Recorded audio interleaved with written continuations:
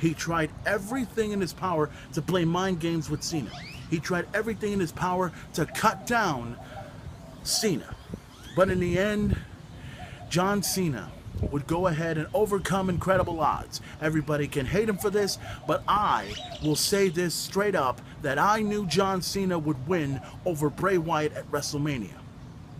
And to me, whether anybody likes it or not, that was a highlight of WrestleMania right there. Seeing Bray Wyatt, well actually, what Antonio Cesaro did was pretty much the highlight, but this was just as good. Nonetheless, Bray Wyatt loses to John Cena. To me, it was the highlight of WrestleMania, and Bray Wyatt truly, to me, became a star right there. And if they face off against each other at the next pay-per-view at Extreme Rules, I'm pulling for Bray Wyatt to win. I am. Because that makes sense. It works perfectly, and you get all bases covered. And if you can just eliminate Cena for like a few months, the WWE and the WWE Universe would be very, very appreciative.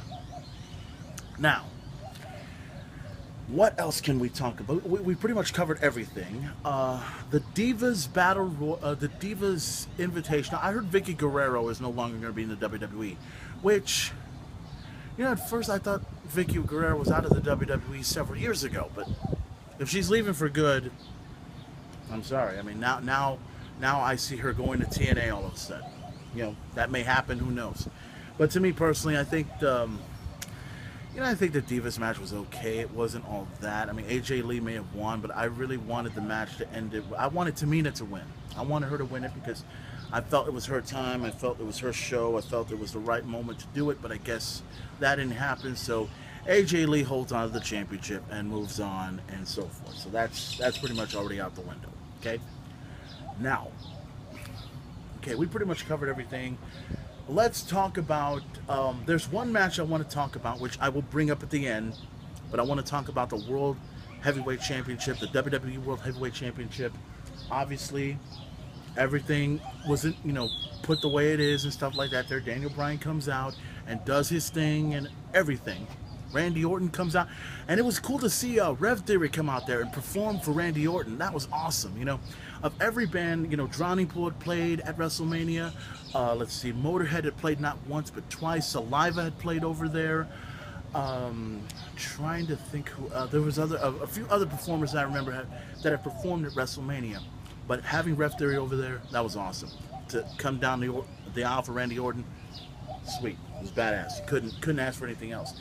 The match was great in every way possible. I think the funnest thing that I saw, even though Triple H tried to come out and interfere in the matchup, everybody was asking for Daniel Bryan to knock the hell out of Stephanie.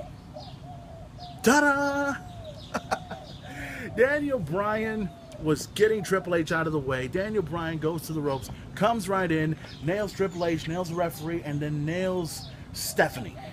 And notice I said the word nailed Stephanie. I would love to nail Stephanie, even though I have already nailed Stephanie. Not McMahon, but that's a different story. Anyways, the whole point was Daniel Bryan. I predicted that if Daniel Bryan wins, Randy Orton will be somehow out of the picture with a Batista bomb, which happened, and then Daniel Bryan would come in with a knee lift and hit Batista and pin him 1, 2, 3. But I was wrong. Daniel Bryan made Batista tap out at WrestleMania and became the new WWE World Heavyweight Champion for the first time in his career. So all I can say is congratulations go out to Daniel Bryan for achieving the unthinkable. He finally got what he wanted, and you couldn't ask for a better WrestleMania moment than to have Daniel Bryan become the WWE World Heavyweight Champion on the grandest stage of them all, WrestleMania 30. The only thing that sucked though was I wish the ending was a little bit better. You know why? Because I was hoping for, say, Daniel Bryan to get attacked by Randy Orton and Batista, and then CM Punk would show up out of nowhere and come in and save his friend and be side by side with him, because it was CM Punk who said that this would be Daniel Bryan's year, and it has become Daniel Bryan's year. He's won the championship, and everything is over now. But since that didn't happen, since CM Punk did not show up, ladies and gentlemen, I am officially going to declare this right here, right now. Right here, an exclusive on the Main Event Talk. All the allegations of CM Punk coming to WrestleMania was not going to happen. All the allegations of CM Punk coming to Chicago was not going to happen. Every single stinking initiative, we all wanted CM Punk to show up. Well, ladies and gentlemen, I am declaring this. I will always and forever will be a CM Punk fan. I love Punk. He is, truly who he is, the best in the world.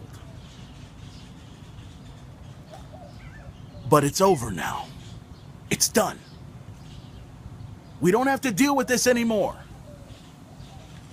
If Punk comes back to the WWE, fine.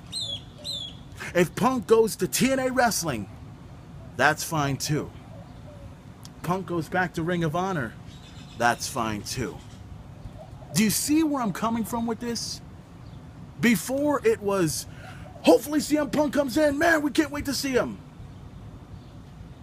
Now it's, oh, he's here now, cool. What the hell he's been doing for the past few months? So I'm declaring this, guys. Look, I love CM Punk, but I wish he showed up at WrestleMania just to make it a whole lot better. But now it's over, okay? It's done. So quit bitching, quit whining, quit moaning, quit complaining, all right? Let's move on with our fucking lives. So that's going to do it for this edition of the Main Event Talk. Wait a minute. I seem to have forgotten something. I think we covered everything, right? We covered everything. We covered everything from, let's see, we covered everything from Hogan and Austin there. We covered everything from Battle Royal, the Divas Championship, the Triple H, Daniel Bryan. We covered all of that. I really don't see anything. I mean, the only thing I can think of is the fact that some guy right across the street was over here streaking earlier.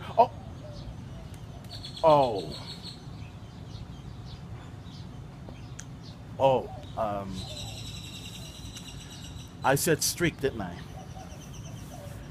Oh, wow. Boy, I was really hoping we wouldn't talk about that, but you know what? I'm gonna do y'all a favor. I'm gonna leave it alone. I'm gonna walk away and just say, fuck it. I'm not gonna talk about it. There's no point. I don't want to put anybody through any kind of anguish, okay? I'm sorry.